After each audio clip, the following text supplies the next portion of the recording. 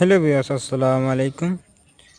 বাড়ি যদি বেকার বয়ে রইছুন, বেকার বয়ে না থাকিয়া হাঁসের বাচ্চা পালুন, অবশ্যই কামে লাগবো। এই দেখতেছেন আমি হাঁসের বাচ্চা পালতাছি, আলহামদুলিল্লাহ অনেক ভালো আছে। আমার হাঁসের বয়স মাত্র 8 দিন হয়েছে। এখন যদি বেকার বয়ে রইছুন, বেকার না বয়ে থাকিয়া হাঁসের বাচ্চা পালতারুন কিংবা মুরগির বাচ্চা পালতারুন, অবশ্যই কামে লাগবো। হয়তো আমি বেকার না বয়ে থাকিয়া আমি এই যে হাঁসের বাচ্চা পালতাছি, পালার পরে দাওয়াই দেখতেছেন আমি হাঁসের জন্য খাবার রেডি করতেছি।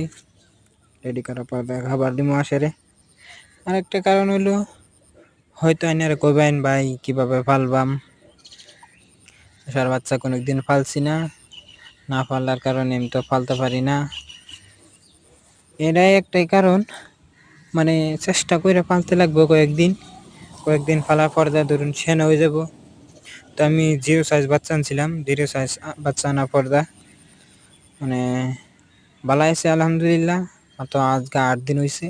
8 দিন হওয়ার পরে আমি অনেক খাদ্য করতেছি আসলে। এই দেখতেছেন মানে ব্যক্তি আলহামদুলিল্লাহ অনেক ভালো আছে, সুস্থ আছে, অনেক যত্নে রাখতেছি। দেখতেছেন আমি 0 সাইজ, হয়তো 0 সাইজ বাচ্চা লাইট জ্বলাই রাখছি, লাইটের হিটটা যেন অল্প মানে 0 সাইজ বাচ্চা লাইটটা দিয়ে হেরা রাখতে লাগে। আর খাউনটা যে বলা মতন দিবেন 3 টাইম খাউন।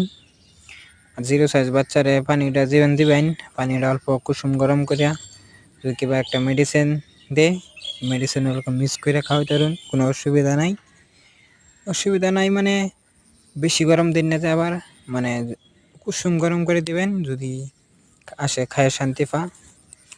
এই দেখতেছেন আমার ব্যক্তি হাঁস আলহামদুলিল্লাহ অনেক সুস্থ আছে। তারপর দেখতেছেন অনেক সুন্দর হয়ে খাইতেছে। তো আমি আজকে বাইরে করছি আলহামদুলিল্লাহ।